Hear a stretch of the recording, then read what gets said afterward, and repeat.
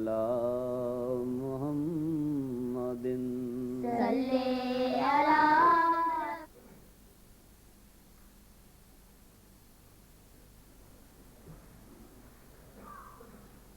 السلام علیکم ورحمۃ اللہ وبرکاتہ.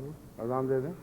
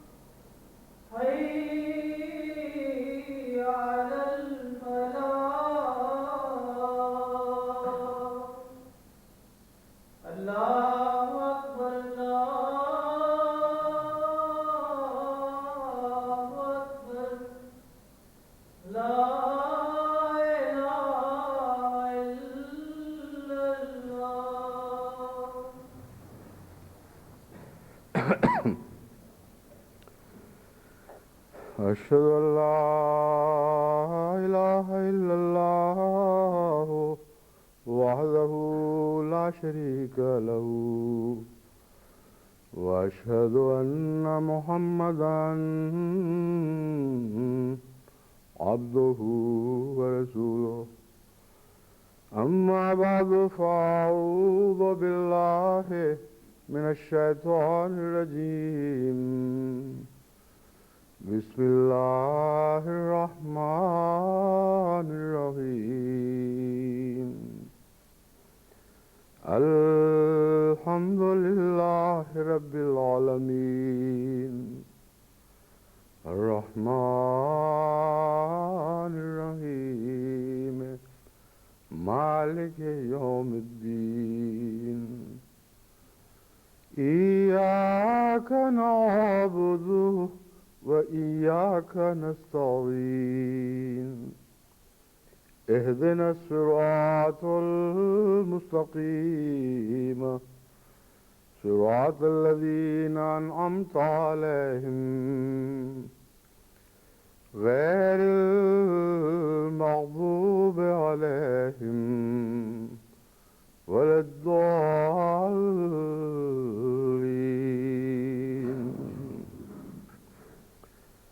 فاطر السماوات والأرض جعل لكم من أنفسكم أزواجا ومن الأنعام أزواجا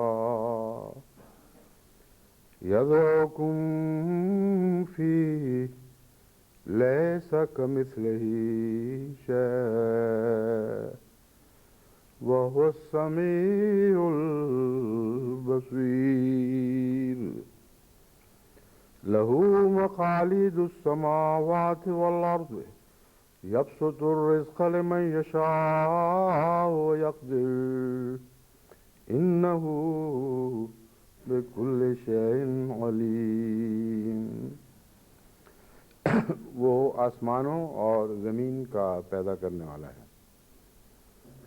اس نے تمہارے اپنے نفوس میں سے تمہارے لیے جوڑے بنائے اور جانوروں میں سے بھی یعنی انعام میں سے مویشیوں میں سے بھی جوڑے بنائے. تمہیں وہ زمین میں اگاتا ہے یہ لفظی ترجمہ ہے بیج ڈال کر جس کو اگایا جاتا ہے اس کے لیے لفظ ذرا استعمال ہوتا ہے. تو وہ زمین میں تمہیں اگاتا ہے یعنی تمہاری پرورش فرماتا ہے.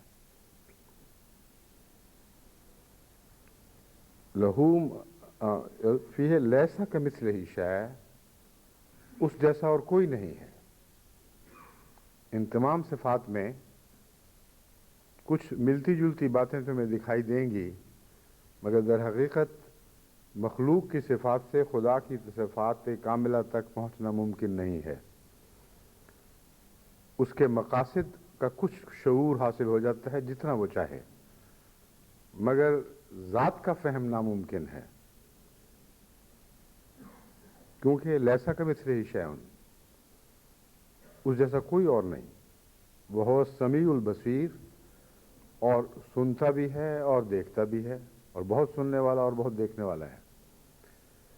اس سے پہلے یہ بیان فرما کر یہ بھی ظاہر فرما دیا کہ تمہاری سماعت کی طاقتیں اور طرح کی ہیں، اللہ تعالیٰ کی سماعت کی طاقتیں اور طرح کی ہیں. جو تم دیکھنا کہتے ہو وہ اور چیز ہے، جسے خدا دیکھنا کہتا ہے وہ اور مضمون ہے، کیونکہ اس جیسا کوئی نہیں. لہو مقالید السماوات والارض، آسمانوں اور زمین کی کنجیاں اس کے ہاتھ میں ہیں. یعنی کوئی مسئلہ بھی حل نہیں ہو سکتا، کوئی عقدہ کھل نہیں سکتا جب تک کہ خدا کوئی کنجی نہ تھمائے. اس کے بغیر خدا کا تصور کامل ہونا تو بہت دور کی بات، یعنی ناممکن ہے. اس کی مخلوق کا تصور بھی درست نہیں ہو سکتا جب تک اللہ تعالیٰ اپنی طرف سے ان کو سمجھنے اور حل کرنے کی کنجیاں عطا نہ کرے. یبسط الرزق لمن یشاء، جس کے لیے چاہتا ہے اپنا رزق بسیط فرما دیتا ہے، اس کو پھیلا دیتا ہے، کھول دیتا ہے. وہ یقدر، اور تنگ بھی کرتا ہے، اور اندازے بھی مقرر فرماتا ہے، بے حساب بھی دیتا ہے اور ناپ تول کر بھی دیتا ہے. انہ بکل شیء علیم، یقیناً وہ ہر چیز کا علم رکھتا ہے. سورہ شورى آیات 12 و 13. عید سے پہلے خطبے میں اور پھر عید کے خطبے میں یہ مضمون شروع ہو چکا تھا، اگرچہ پہلے خطبے میں لیلۃ القدر کی بات تھی، مگر در حقیقت اس مضمون کا آغاز وہاں سے شروع ہو چکا ہے. اور عید کے خطبے میں میں نے کھول کر بیان کیا نسبتاً، اور پھر گزشتہ خطبے میں اسی مضمون کو سمجھانے کے لیے فلسفی جس رستے سے خدا تک پہنچنے یا خدا کے نہ ہونے کا نتیجہ پیدا کرنے کے لیے کوششیں کرتے رہے ہیں، ان سے متعلق میں نے مختصراً ذکر کیا تھا.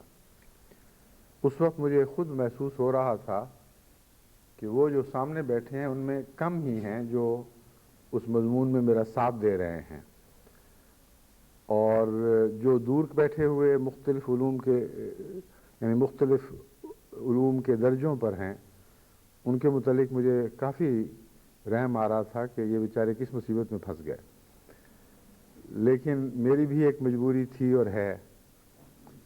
یہ مضمون ایسا ہے کہ اس رستے سے گزرے بغیر ان آیات کی تشریح ہو نہیں سکتی تھی جو میں نے آغاز میں تلاوت کی تھی. لا یدرکہ الابصار وہو یدرک الابصار. میں نے بتایا تھا کہ انسانی آنکھیں کیسی ہی روشن کیوں نہ ہو، انسانی نظر کیسی ہی تیز کیوں نہ ہو، خود اپنی کوشش سے خدا کی ذات کا ادراک نہیں کر سکتی. اور اس ضمن میں انسانی کوششوں کی کچھ مثالیں دینا لازم تھا، اور ان میں سے بھی میں نے وہ مثالیں چنی جو دنیا کے چوٹی کے فلسفے جن کے ناموں کا تمام دنیا میں شہرہ ہے، اور کوئی دنیا کا حصہ نہیں جہاں ان کا نام نہ پہنچا ہو. اور زمانے گزر گئے مگر ان کی عقل و دانش اور منطقی جو صلاحیتیں تھیں ان کو کسی نے ناقص نہیں دیکھا، ناقص نہیں پایا، بلکہ آج کل کے فلسفے بھی ان کا اتباع کرتے ہیں. اور بہت سے موجودہ دور کے فلسفے انہیں کی فلسفوں کی بنیاد پر قائم ہوئے ہیں. اشتراکیت کا فلسفہ بھی ارسطو کے مضامین میں ملتا ہے بڑے واضح وضاحت کے ساتھ، اور افلاطون اور ارسطو دونوں ہی دراصل ایک ہی سلسلے کی دو کڑیاں ہیں. افلاطون جن باتوں کا آغاز کرتا ہے ارسطو ان کو آگے بڑھا دیتا ہے اور پھر زیادہ گہری چمک پیدا کرتا ہے, زیادہ واضح استدلال کے ساتھ ان کے اندر فرق پیدا کرتا ہے. یہ باتیں ان کی طرف منسوب کر کے خدا کے تعلق میں مجھے لازماً کہنا تھیں, ورنہ آپ کو نہ سمجھ آتی کہ لا تدرکہ الابصار کا مطلب کیا ہے. بس اتنی بات تو آپ کو سمجھ آ گئی اور یہی کافی ہے. ارسطو, افلاطون اور اس جیسوں کے فلسفے سمجھ آئیں نہ آئیں, آپ نے کچھ نہیں کھویا اگر یہ بات جان جائیں کہ جو کچھ انہوں نے پانے کی کوشش کی اپنی ذات کی کوشش سے, وہ ایسی نہیں کہ اسے نہ سمجھ کر آپ نے کچھ کھو دیا ہو. کیونکہ اللہ تعالیٰ کی ذات میں کوئی بھی غور ممکن نہیں جب تک خدا اس کی خود مدد نہ فرمائے, اور اتنا ہی اللہ تعالیٰ کی ذات کی فہم انسان کو عطا ہو سکتی ہے جس حد تک اللہ تعالیٰ توفیق عطا فرمائے اور اجازت دے, اس سے زیادہ ممکن نہیں ہے. بس اب جب آپ سوچیں گے کہ اس خطبے میں کیا باتیں کہہ رہا تھا, جس خدا کے تصور تک ارسطو پہنچا ہے, بالآخر وہ ایک فلسفہ ہی ہے, اس سے زیادہ اس کی کوئی حقیقت نہیں. ایک منطقی تصور ہے جس کے ساتھ کوئی ذاتی تعلق قائم نہیں ہوتا, کوئی تخلیقی تعلق قائم نہیں ہوتا, کوئی شکر کا جذبہ پیدا نہیں ہوتا, انسان اس کے سامنے جھکتا نہیں ہے, اور وہ تصور وہیں ٹھہر جاتا ہے, آگے مسائل کو حل نہیں کرتا. گویا ایک مسئلہ ہے جسے حل کیا گیا ہے, مگر قرآن جس خدا کا ذکر کرتا ہے وہ تمام مسائل کا حل کرنے والا ہے. وہ ایسی خوبیوں کا مالک ہے کہ اس سے بے اختیار محبت ہونا ایک طبعی امر ہے, اور تمام فیض اسی کا جاری ہے, اور اس سے تعلق کے نتیجے میں اس فیض کو بڑھایا جا سکتا ہے. بس وہ خدا جس کو قرآن نے ظاہر کیا ہے, یعنی اللہ نے قرآن میں اپنے وجود کا تعارف فرمایا, وہ اور چیز ہے, اور فلسفیوں کا حاصل کردہ خدا ایک اور چیز ہے. زیادہ سے زیادہ ہم یہ کہہ سکتے ہیں کہ جو لوگ خدا تک پہنچے کسی حد تک بھی گرتے پڑتے, ایک نیک کوشش تھی.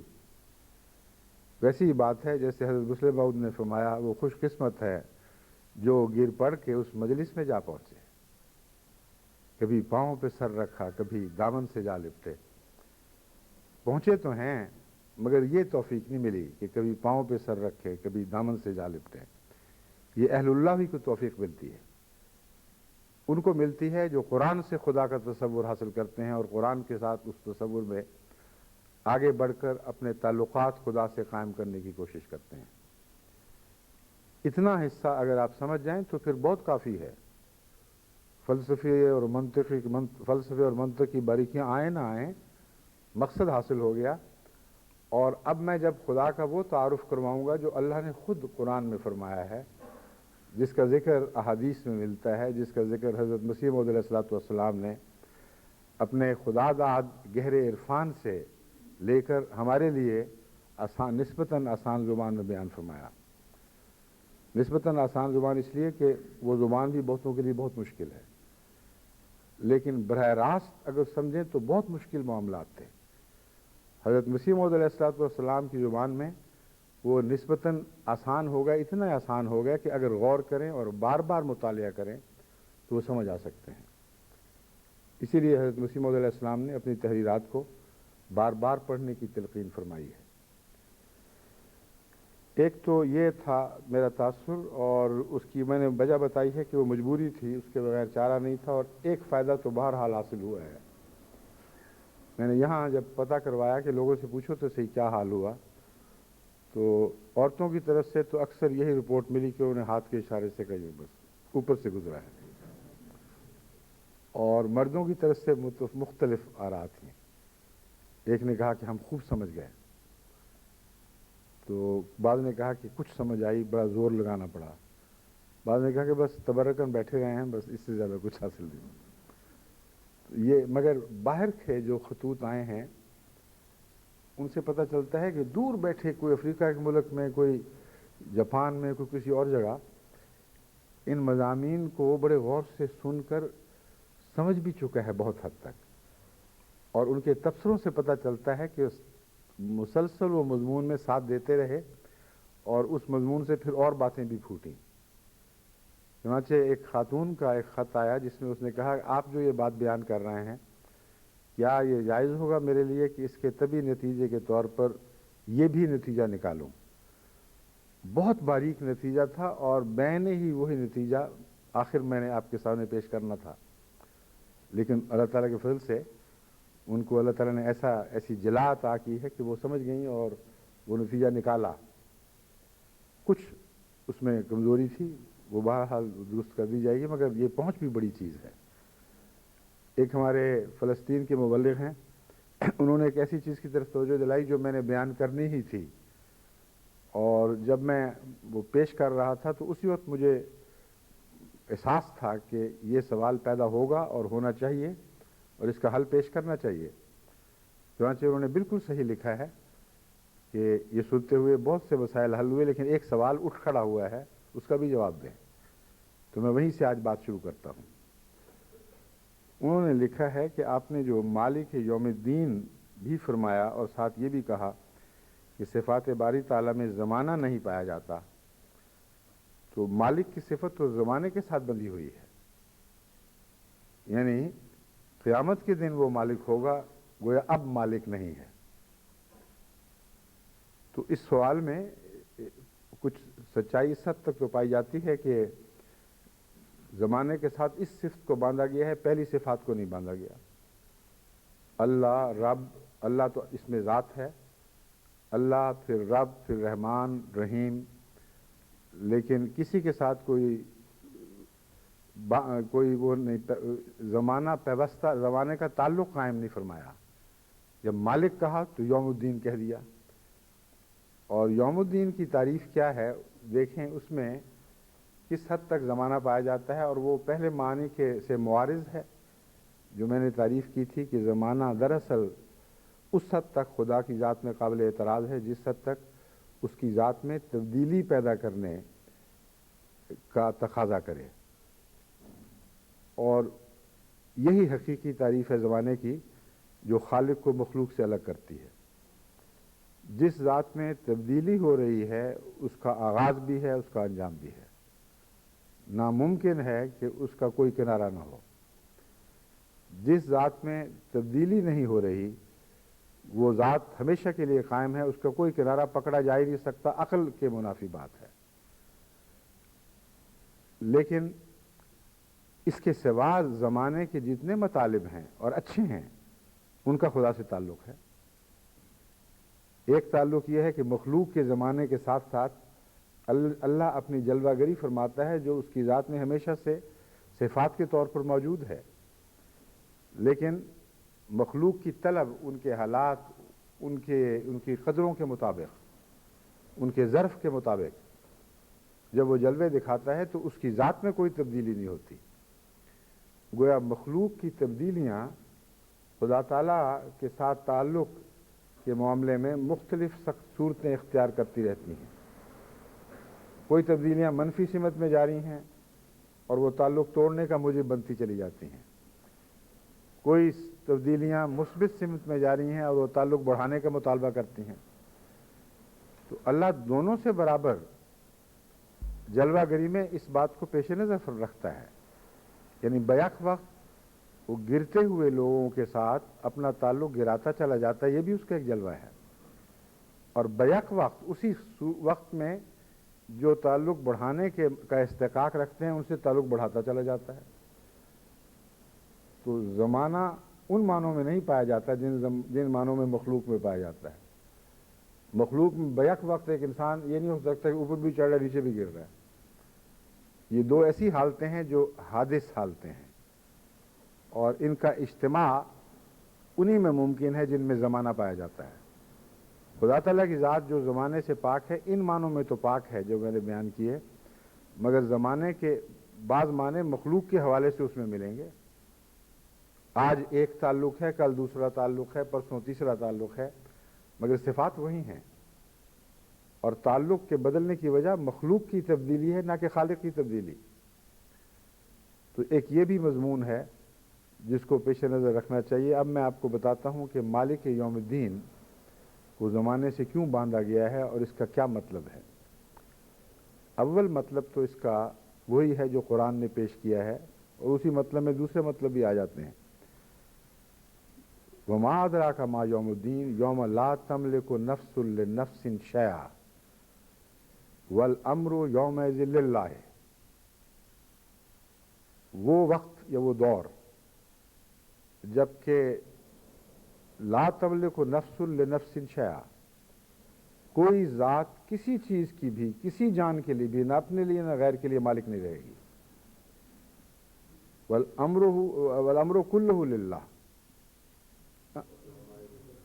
یومئذ والامر کلہ یومئذ نہیں، میں بتاتا ہوں، مجھے یاد ہے. یوم لا تملک نفس لنفس شیئا والامر یومئذ للہ. امر کے اندر الامر میں کلہ کا مضمون شامل ہے. تمام تر فیصلے کی طاقتیں اور ملک کی طاقتیں خدا کی طرف لوٹ جائیں گی اور کسی اور میں نہیں پائی جائے گی. اس مضمون میں ایک زمانہ بظاہر پایا جاتا ہے، مگر اس پر آپ جب مزید گہرا غور کریں گے تو معلوم ہوگا کہ ان معنوں میں زمانہ نہیں جو تبدیلی ذات کا مظہر ہو. دراصل اس آیت پر غور سے آپ کو سمجھ آئے گی کہ اللہ ہی کا ایک دوسرا نام ہے. اللہ سے تعارف شروع ہوا ہے الحمدللہ، اور مالک پر یہ تعارف کمال کو پہنچا ہے. جس طرح قرآن کریم جیسے آغاز فرماتا ہے اسی مضمون پر انجام فرماتا ہے، اسی طرح سورہ فاتحہ کی یہ پہلی تعارفی آیت جس مضمون سے بات کو شروع کرتی ہے اسی مضمون کو بدرجہ کمال وضاحت کے ساتھ پیش کرنے کے بعد اسی پر اختتام فرماتی ہے. اللہ کا کیا مطلب ہے اس مضمون کی طرف میں اس کے بعد آؤں گا، پھر بات اور بھی زیادہ کھل جائے گی. لیکن یہ بتانا چاہتا ہوں کہ اس آیت کا اس مالک یوم الدین کا یہ مطلب نہیں ہے کہ صرف آخرت کے دن مرنے کے بعد ایک زمانہ ایسا آئے گا جب کہ وہ مالک یوم الدین ہوگا. اس دنیا میں مسلسل یہ یوم الدین بعض انسانوں کے لیے اور بعض قوموں کے لیے آتا چلا جاتا ہے، اور کبھی بھی زمانہ یوم الدین سے خالی نہیں ہے. ایک انسان جب موت کے کنارے پر پہنچتا ہے تو اس وقت اس کا یوم الدین آ جاتا ہے. یوم الدین کا مطلب ہے وہ ان صفات سے عاری ہو جاتا ہے یا ہو رہا ہے جو صفات اس نے اللہ تعالیٰ سے حاصل کی تھیں اور اپنی ذاتی بنا بیٹھا تھا. کلیتاً ان صفات کو جب اس سے واپس لینے کا وقت آ رہا ہے، یہ اس کا یوم الدین ہے. اور الامر للہ یعنی یہ مضمون کہ امر سارا اللہ ہی کے لیے ہے، یہ اس وقت بہت کھل کر ہمارے سامنے آتا ہے. پھر قوموں کے عروج اور تنزل کی تاریخ کو دیکھیں، ان کا یوم الدین ہماری آنکھوں کے سامنے تاریخ میں لکھا ہوا صاف موجود ہے کہ کس قوم کا یوم الدین کس وقت آیا اور کس وقت خدا کی پکڑ نے ان کو اپنی تمام طاقتوں سے عاری کر دیا، اور نہتے ہو کر پھر اپنی اس ادنا حالت کی طرف لوٹ گئیں جہاں سے اللہ نے ان کو ترقی دی تھی. تو کوئی امر کسی کے لیے ذاتی امر نہیں ہے، کوئی ملکیت اس کی ذاتی ملکیت نہیں ہے. پھر جب انسان مرتا ہے تو اپنی جائیداد کا مالک کیسے رہتا ہے؟ اس کا یوم الدین تو آ گیا. اگر ظاہری جائیداد کے معنی لیے جائے صفات کے علاوہ تو وہ بھی سب کچھ اس کے ہاتھ سے نکل جاتا ہے، اس کا کچھ بھی باقی نہیں رہتا. تو ہماری ملکیتیں بھی عارضی ہیں، ہماری صفات بھی عارضی ہیں، اور یوم الدین خدا کا ہر آن ہر لمحہ جاری و ساری ہے. اور اس کو اگر آنکھیں کھول کر آپ غور سے دیکھیں تو کائنات کے تمام مظاہر میں یوم الدین دکھائی دیتا ہے. ہر چیز ساتھ ساتھ جزا بھی پا رہی ہے، اور سریع الحساب کا یہ مطلب ہے. بعض دفعہ اللہ تعالیٰ فرماتا ہے سریع الحساب اور قیامت کے دن پکڑے جاؤ گے. تو سریع الحساب کیسے ہوا؟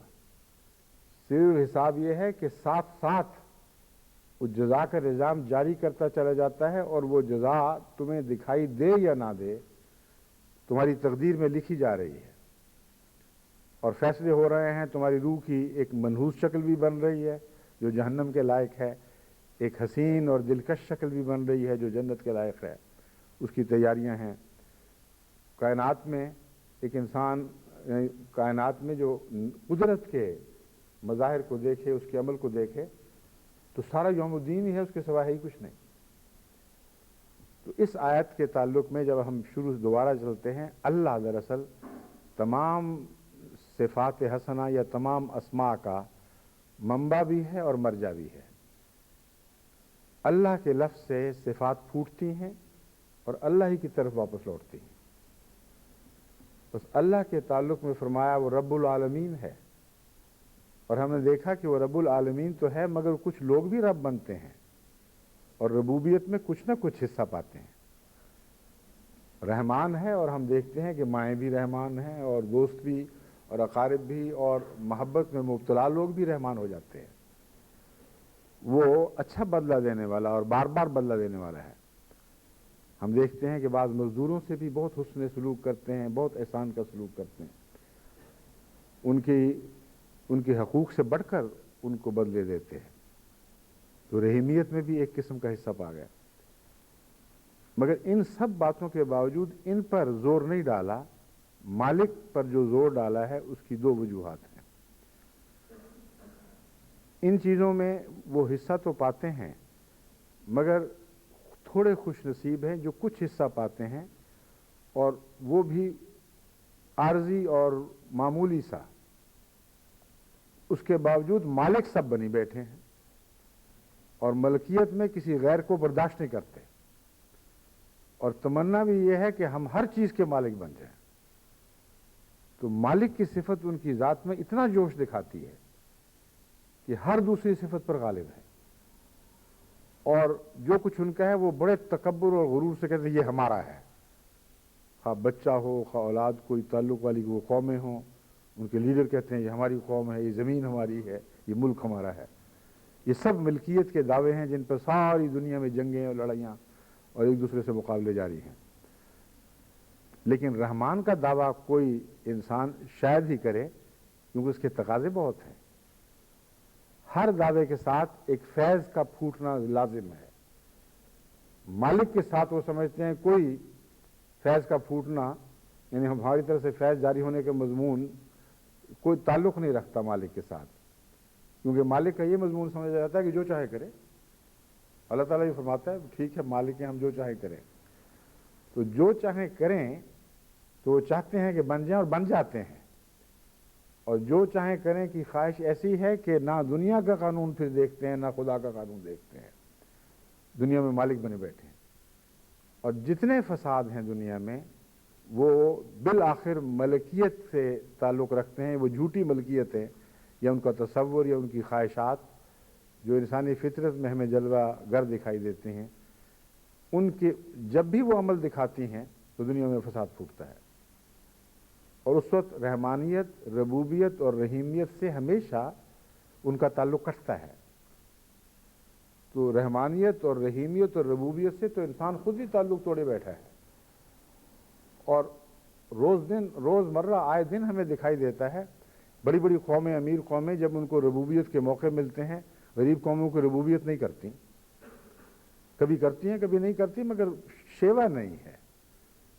لیکن ملکیت کا شیوا ایسا ہے کہ کوئی چھوٹا سا جزیرہ بھی ہاتھ آئے تو مجال ہے جو اسے ہاتھ سے جانے دیں، اور اس معاملے میں اپنے ہم اثروں اور اپنے رقیبوں اور اپنے ساتھیوں اور اپنے ہم پلہ لوگوں سے بھی لڑائیاں مول لیتے ہیں۔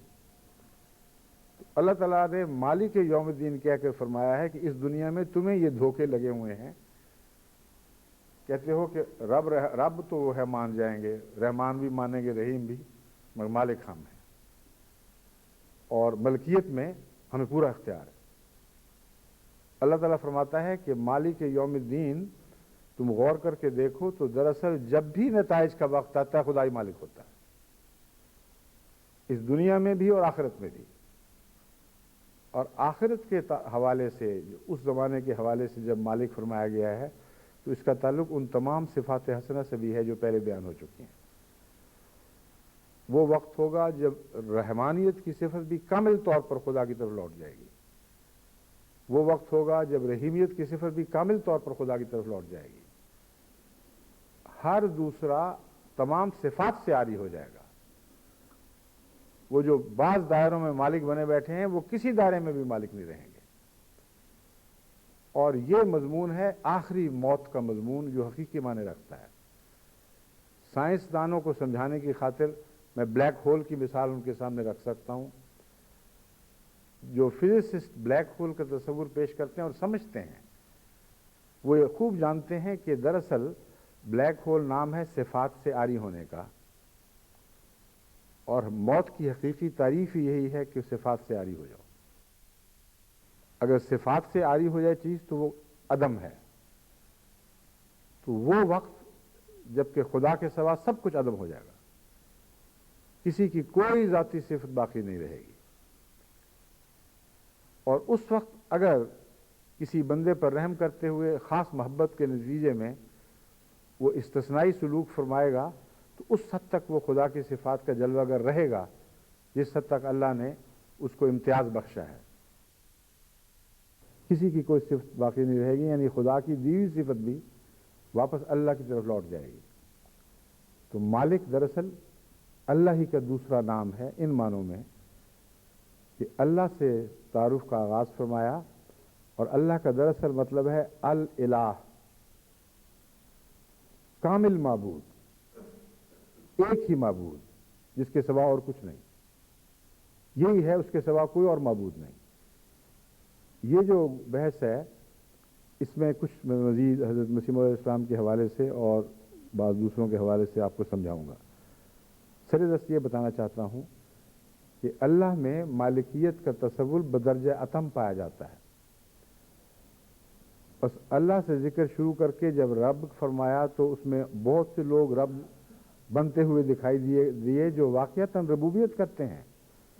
بعض امیر قومیں غریب قوموں کی ربوبیت کرتی ہیں، مائیں اپنے بچوں کی ربوبیت کرتی ہیں، باپ اپنی بیویوں اور بچوں کی ربوبیت کرتے ہیں، دوست عزیز اپنے اقارب کی ربوبیت کرتے ہیں۔ ربوبیت کا نظام تو ساری کائنات میں جاری ہے۔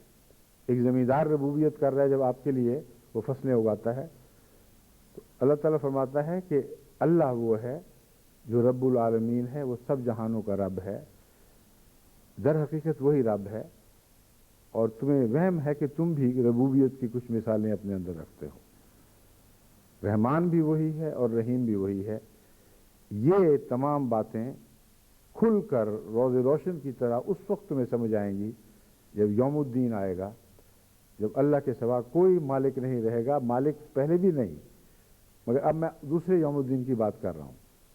ایک تو روزمرہ کو یوم الدین ہے، وہ اگر تم نہیں دیکھ سکتے، وہ نہیں سمجھ سکتے، تو ایک ایسا وقت آنے والا ہے کہ نہ اس کے سوا کوئی رب رہے گا، اور ربوبیت کی ادنا سی بھی صفت اس میں موجود نہیں ہوگی۔ یعنی اس کے لیے یہ وہ ایونٹ ہورائزن ہے جب کہ تمام صفات سے چیزیں عاری ہو جاتی ہیں۔ تو جیسے مادی دنیا کا ایک بلیک ہول ہوتا ہے، اسی طرح روحانی دنیا کا ایک بلیک ہول آنے والا ہے جس میں تمام مخلوقات ایک غشی کی حالت میں ہوں گی۔ پھر جب خدا اپنے جلوے دکھائے گا تو جو اسرائیل کا سور پھونکنا ہے، دوسرا سور، اس سے مراد یہ ہے کہ اثر نو صفات تقسیم ہوں گی، اور اثر نو جو صفات تقسیم ہوں گی وہ آنکھیں بند کر کے ہر ایک کو اسی طرح واپس نہیں کر دی جائیں گی جیسے اس نے سنبھالی ہوئی تھیں، وہ استحقاق پر ہوں گی۔ جس نے حقیقتاً رب سے تعلق رکھا تھا اس کو اس وقت ربوبیت کی صفات عطا کی جائیں گی۔ وہ کن معنوں میں ہیں اس کی تفصیل ہم نہیں جانتے، مگر ایک مثال حضرت ابراہیم کی صورت میں ہمیں حضرت صلی اللہ علیہ وآلہ وسلم نے سمجھائی ہے، جس کا مطلب ہے کہ ربوبیت کی کچھ شکلیں وہاں ضرور جاری ہیں۔ حضرت صلی اللہ علیہ وآلہ وسلم نے فرمایا کہ آپ نے وہ جو روحانی دنیا کی سیر کی ہے اس میں یہ دیکھا کہ ابراہیم علیہ السلام بہت لمبے قد کے ہیں، اور آپ کے سپرد ان سب بچوں کی تربیت ہے جو بلوغت کی عمر سے پہلے جبکہ شریعت ان پر نافذ نہیں ہوئی تھی اس سے پہلے پہلے دنیا سے چلے گئے. ان کی تربیت کی کیا ضرورت ہے؟ وہ تو معصوم ہیں. اس میں حکمت یہ ہے کہ معصوم کسی نہ سزا کا مستحق ہوتا ہے مگر جزا کا بھی مستحق نہیں ہوتا. وہ معصومیت جو ناطاقتی کے نتیجے میں ہے، اس معصومیت کی نہ جزا نہ سزا. تو وہ سزا جزا کے دور سے گزرنے کے نتیجے میں جو صلاحیتیں چمکتی ہیں اور جن سے قرب الہی گہرائی میں اتر کر نصیب ہونا شروع ہوتا ہے، وہ تعلق معصومیت کی حالت میں نہیں ہوتا. یعنی وہ معصومیت جو بلوغت سے پہلے کی معصومیت ہے.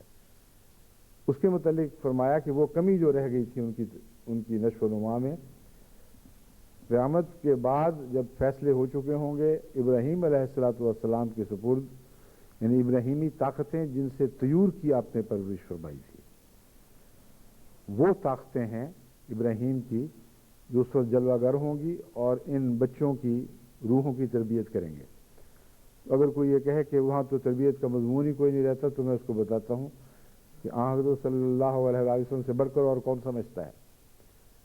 باقی کیسے مربی ہوں گے ہم نہیں جانتے، مگر یہ میں جانتا ہوں کہ اگر ابراہیم مربی ہیں تو محمد رسول اللہ ضرور مربی ہوں گے، کیونکہ وہ سب مربیوں سے افضل ہیں.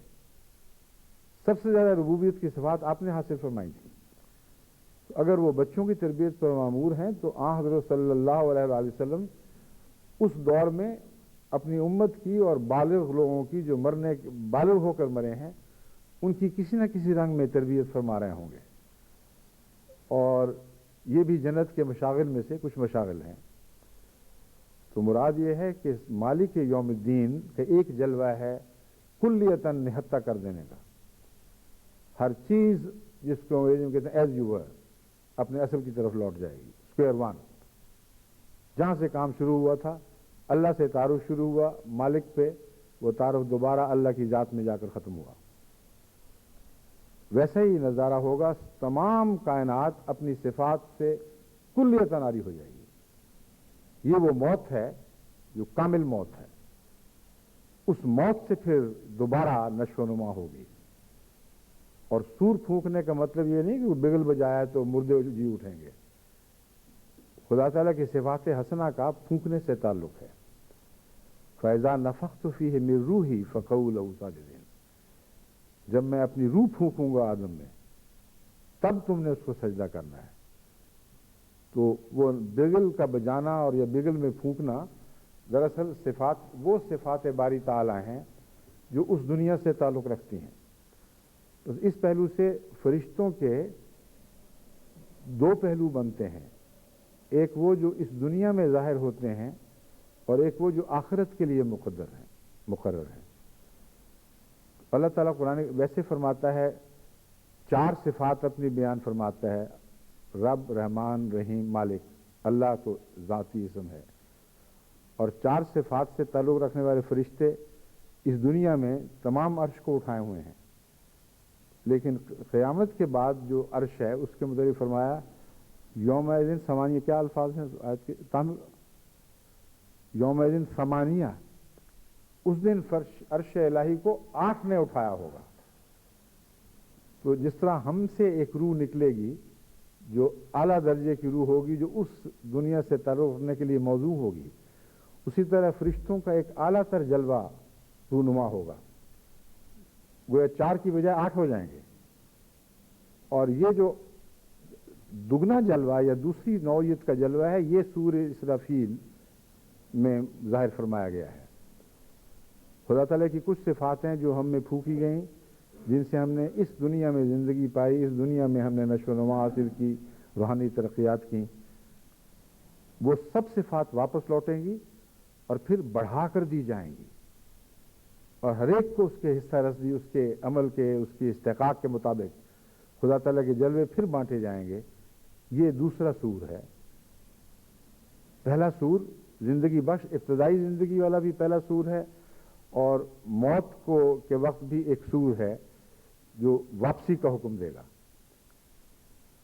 بس اصل اسرافیل وہ ہے جو تمام زندگی آغاز سے پیدا کرنے کے لیے خدا تعالیٰ کے جاری کردہ نظام کا منتظم ہے، اللہ کی طرف سے مقرر فرمایا گیا ہے۔ زندگی پیدا کرنے کی ساری طاقتیں اور صلاحیتیں اور سارا نظام اس کے تابع کام کر رہا ہے، اور یہ سور بھی روزانہ پھونکا جا رہا ہے، ہر لمحہ پھونکا جا رہا ہے۔ جہاں موت زندگی میں بدلتی ہے وہاں یہ سور پھونکا جاتا ہے، اس کے بغیر ہو ہی نہیں سکتا۔ پھر وہ سور جس کا ذکر ہے احادیث میں،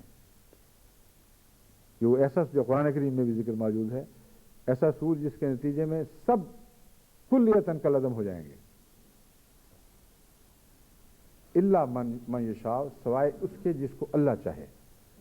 یہ وہ مضمون ہے جس کو میں نے درس میں چھیڑا تھا، ابھی اور اس پہ تحقیق باقی ہے۔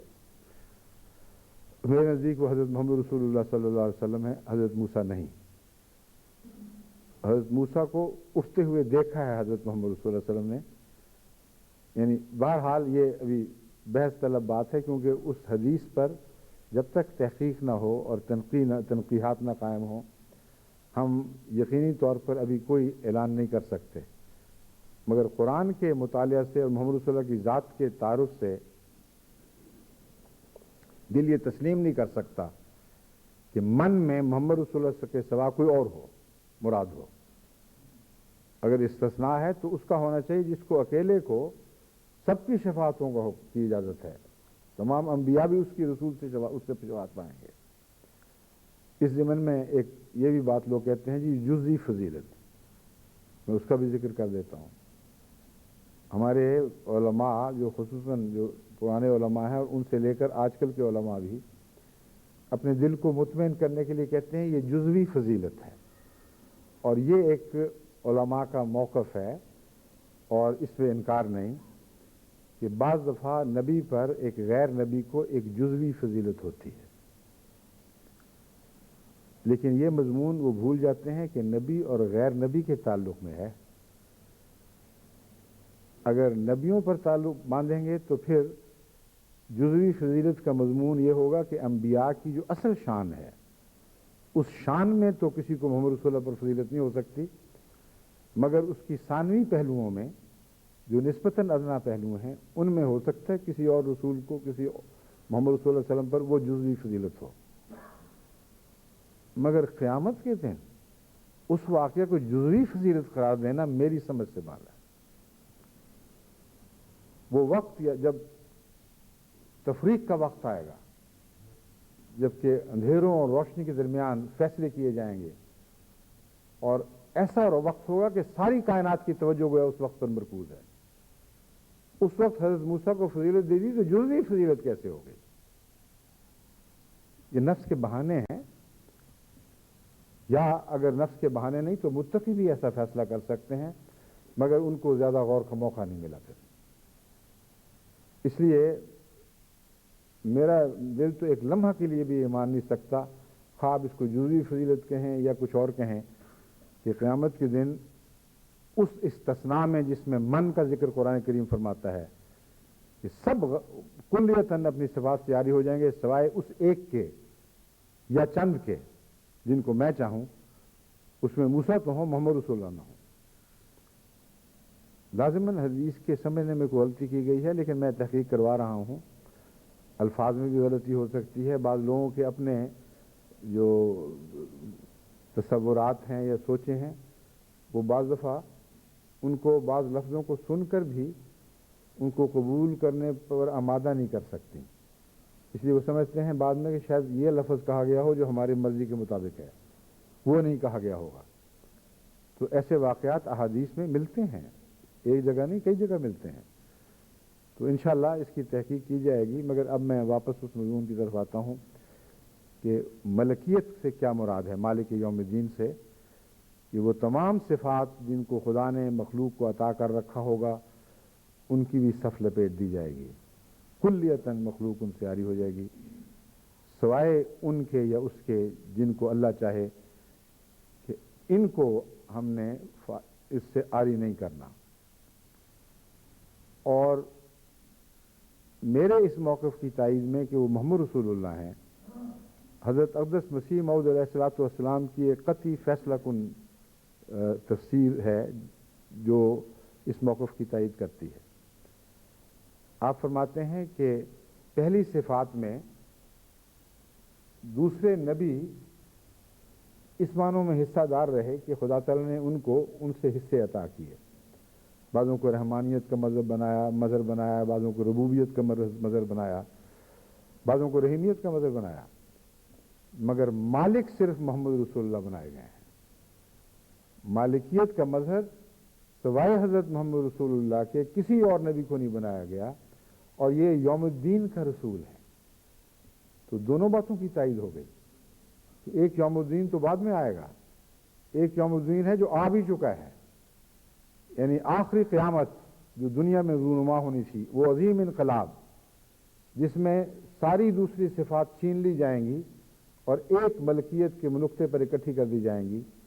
یہ اس طرح ظاہر ہوا، یعنی حضرت مسیح علیہ السلام کی تفسیر سے میں یہ سمجھا کہ تمام دوسرے نبی کے فیض کے چشمے ختم کر دیے گئے، ایک ہی چشمہ جاری رہا. وَمَن يُطِعِ اللَّهَ وَالرَّسُولَ فَأُولَٰئِكَ مَعَ الَّذِينَ أَنْعَمَ اللَّهُ عَلَيْهِم مِّنَ النَّبِيِّينَ وَالصِّدِّيقِينَ وَالشُّهَدَاءِ وَالصَّالِحِينَ وَحَسُنَ أُولَٰئِكَ رَفِيقًا. اب وہ بات نہیں رہی کہ ہر چشمے سے جہاں سے تم چاہو تم فیض اٹھاتے پھرو. اب یہ قانون جاری ہوا ہے کہ جو اللہ کی اور اس رسول کی اطاعت کرے گا، فَأُولَٰئِكَ مَعَ الَّذِينَ أَنْعَمَ اللَّهُ عَلَيْهِمْ، یہی وہ لوگ ہوں گے جو انعام یافتہ گروہ میں شامل ہوں گے. یعنی من النبیین، نبیوں میں سے، صدیقوں میں سے، شہیدوں میں سے اور صالحین میں سے. تو مالکیت کا جلوہ دیکھیں ظاہر ہو چکا ہے. کون اس جلوے سے آنکھیں بند کر سکتا ہے؟ تو حضرت مسیح موعود علیہ السلام کو اللہ نے روحانی طور پر یہ علم عطا فرمایا کہ نبیوں میں محمد رسول اللہ مالک ہیں اور کوئی نبی مالک نہیں ہے، کیونکہ مالک وہ ہو سکتا ہے جو باقی سب کو بے فیض کر کے ساری طاقتیں اپنی ذات میں اکٹھی کر لے. اور یہ توفیق اللہ نے محمد رسول اللہ کو عطا فرمائی ہے اور آپ کی ذات میں جلوہ گر ہوئی ہے. اس کے بعد بتائیں کہ جزوی جزوی فضیلت آپ کیسے کہہ سکتے ہیں اس بات کو؟ یعنی محمد رسول اللہ اس وقت محمد رسول خدا تعالیٰ کی مالکیت کے جلوہ کا مظہر نہیں بنیں گے. موسیٰ بن جائے گا، اس سے سب کچھ واپس نہیں دیا جائے گا. بس وہ جو اس دنیا میں مالک سچا ثابت ہو چکا ہے، اس کو قیامت کے دن اس مالکیت سے محروم کرنے کا کوئی تصور ہی نہیں ہو سکتا. علماء چاہے بخاری کی حدیثیں پیش کریں یا اور بھی جو کچھ لے کے آنا ہے انہوں نے لائیں. قرآن کریم کے اس مضمون سے جو سورہ فاتحہ سے بھی ثابت ہے، دوسری آیات سے بھی ثابت ہے، حضرت اقدس مسیح موعود علیہ السلام کے اس فتوے کے بعد جو اللہ سے علم پا کر آپ نے مالکیت کا مضمون بیان فرمایا ہے، اس کے بعد ایک لمحہ کے لیے بھی میرا دل یہ گوارا کر ہی نہیں سکتا، ناممکن ہے کہ حضرت موسیٰ کو تو میں اس زمانے میں مالکیت کے جلوے کا حصہ دار اور اس میں شامل سمجھوں، اور محمد رسول اللہ علیہ وسلم کو ایسا الگ سمجھوں کہ تمام صفات سے آپ کو محروم کر دیا گیا، گویا آپ مالک نہ رہے. تو ضرور اس میں اور باتیں ہیں، اس پہ اور بھی میں نے غور کیا. اس حدیث کے اندر اس کے طرز بیان میں کچھ ایسے رکھنے پائے جاتے ہیں جو ثابت کرتے ہیں کہ رسول اللہ صلی اللہ علیہ وسلم کا کلام پوری طرح یہ نہیں ہو سکتا. اس کے اندر دلائل موجود ہیں، لیکن جب میں وہ مزید اور باتیں کچھ دریافت کروں، غور کر لوں، پھر انشاءاللہ آپ کے سامنے پیش کروں گا. تو اب اتنا میں بتاتا ہوں کہ مالک یوم الدین کے متعلق جو ان کو خیال گزرا ہے، ٹھیک خیال گزرا ہے، بظاہر زمانے کے ساتھ تعلق ہے، مگر ان دو معنوں میں دراصل اس کا زمانے کے ساتھ تعلق ہونا خدا تعالیٰ کی ذات اور صفات کے منافی نہیں ہے. کیونکہ ایک تعریف جو ہم نے بیان کی، یہ مطلب تو نہیں کہ وہ لازماً خدا اس تعریف کا پابندی ہو گیا ہے. وہ تعریف ایک حد تک خدا کی ذات پر صادق آتی ہے، اور اسی حد تک صادق آتی ہے جس حد تک اس کی سبحانیت کو زخمی نہیں کرتی. کوئی تعریف خدا تعالیٰ کی ذات پہ صادق نہیں آ سکتی جو اس کے سبحان ہونے کے مضمون کے منافی ہو. اور جہاں حمد پائی جائے، اور وہ ہم تعریف سے مراد ہے ڈیفینیشن، ایسی ڈیفینیشن جس میں غلطی کوئی نہیں ہے، خدا کی ذات پر کوئی داغ نہیں ڈالنے والی، اور حمد کے مضمون کو بیان کرنے والی ہے، وہ لازماً درست ہے اس کی حد تک اطلاق پائے گی.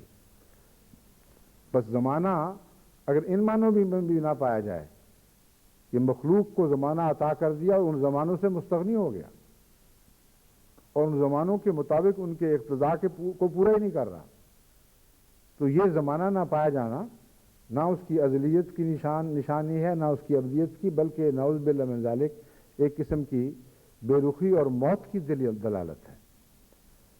بس جہاں جہاں زمانہ کے تصور میں کوئی ناقص معنی ہیں، ان سارے تصورات سے زمانہ سے اللہ مستثنا ہے اور بالا ہے.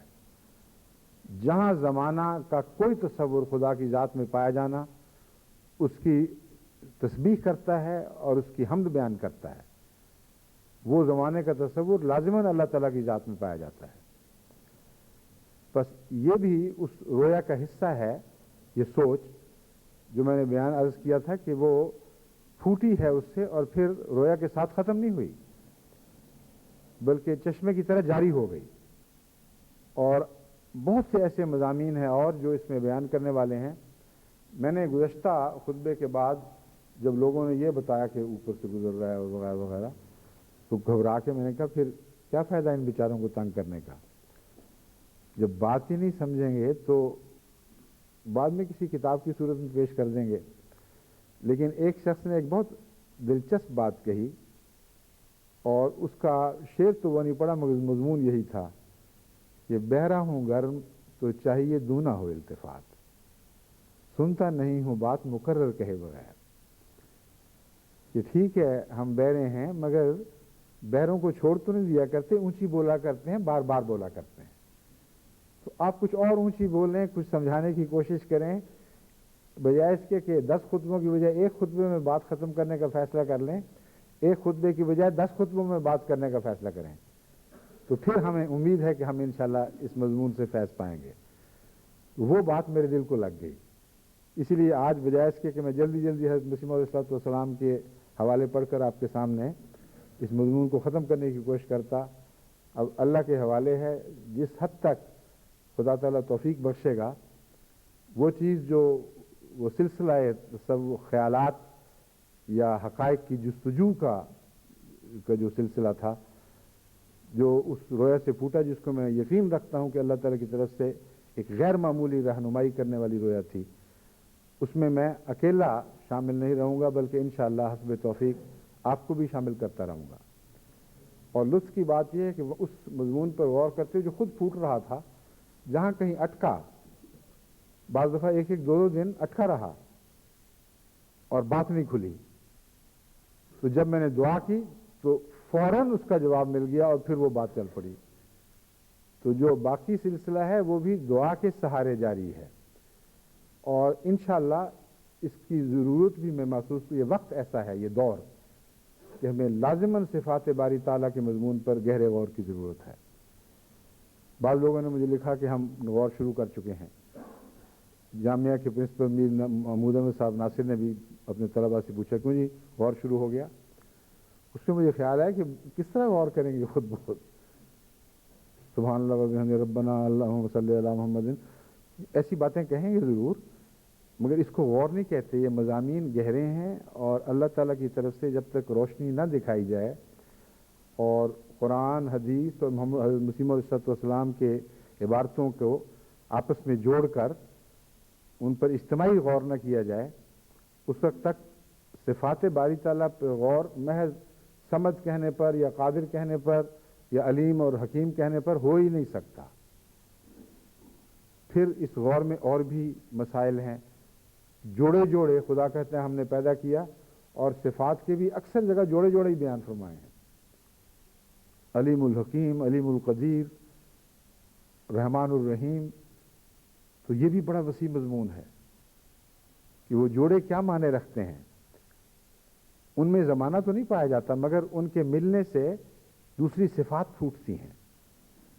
جس طرح کیمیکل ریئیکشن سے 2 چیزوں کو ملانے سے ایک اور سنتھسس ہوتا ہے، ایک اور چیز پیدا ہو جاتی ہے. اسی طرح وہ تو وقت کی محتاج ہے مگر خدا کا یہ جو صفات کا تعلق نئے مضمون کو پیدا کرتا ہے وقت سے بالا ہے.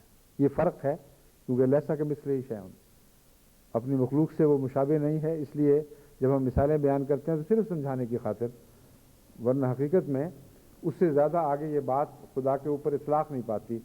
پھر خدا تعالیٰ کے اپنے کلام کے حوالے سے اس مضمون کو مزید سوچا جا سکتا ہے. تو اب چونکہ وقت ہو گیا ہے، انشاءاللہ باقی باتیں پھر اسم اعظم بھی بتانے والی بات ہے. اسم اعظم کس کو کہتے ہیں، کیا معنی رکھتا ہے، اللہ تعالیٰ کا لفظ مشتق ہے یا جامد ہے، یہ 4 صفات کیوں چنی خدا تعالیٰ نے، اور باقی صفات کو کیوں چھوڑ دیا، وغیرہ وغیرہ. یہ مضمون کچھ تو میں پہلے سورہ فاتحہ کی تفسیر میں بیان کر چکا ہوں، لیکن کوشش کروں گا کہ ان کے علاوہ کچھ مضامین جن کا اس زمانے والی بات سے تعلق بنتا ہے، جس حد تک ممکن ہے وہ بیان کروں. اور پھر خواہ میرے نزدیک تعلق بنے یا نہ بنے، صفات باری تعالیٰ کا اسماء کا جو مضمون ہے، یہ اور بھی جس طرف بھی ہمیں لے کے جائے گا، کوئی پابندی تو نہیں کہ صرف زمانے کے حوالے سے بات ہو.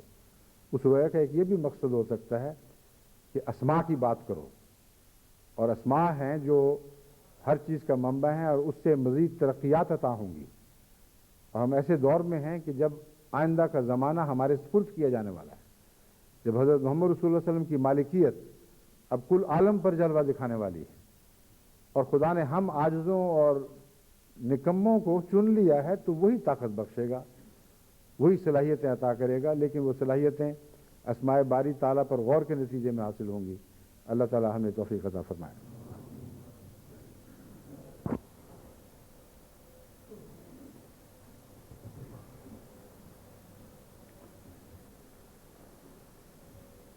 امام صاحب، یہ جمع کا کب تک سلسلہ چلے گا؟ اگلے جمعے کا وقت بدل جائے گا؟ پھر ٹھیک ہے. آئندہ جمعہ سے انشاءاللہ یہ ظہر عصر کی جو جمعے کے ساتھ، ویسے تو ظہر عصر جمع نہیں کی جاتی مگر جمعے کی جاتی ہے، تاکہ لوگوں کو واپس جا کر سہولت سے یعنی یہاں سے پڑھ کے جائیں تو یہ جلدی نہ ہو کہ رستے میں ہی نماز کا وقت ختم نہ ہو جائے. اس وجہ سے یہ فیصلہ کیا گیا تھا کہ سردیوں کے مہینوں میں جہاں وقت بہت چھوٹا رہ جاتا ہے، اس وقت تک جمعے کے ساتھ عصر نماز جمع ہوگی. میں نے امام صاحب سے پوچھا تھا کیا کب تک رہے گا یہ اب سلسلہ؟ وہ کہتے ہیں ہم جب یہاں وقت بدلتے ہیں گرمیوں کے، اس کے ساتھ یہ بدل دیتے ہیں، تو اگلا جمعہ آخری ہوگا جمعہ کے لحاظ سے. اس کے بعد انشاءاللہ پھر ظہر اور عصر یعنی جمعہ کی نماز اور عصر کی الگ الگ پڑھی جایا کریں گے.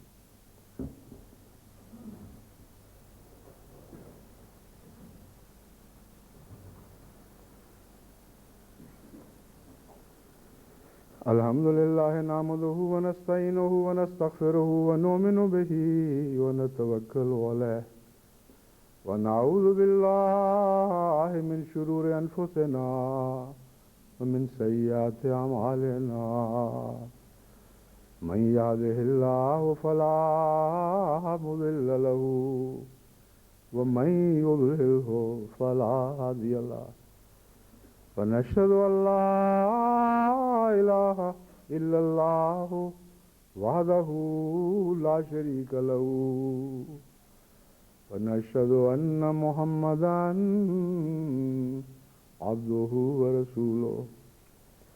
عباد الله رحمكم الله، إن الله يأمر بالعدل والإحسان وإيتاء ذي القربى وينهى عن الفحشاء والمنكر والبغي يعظكم لعلكم تذكرون.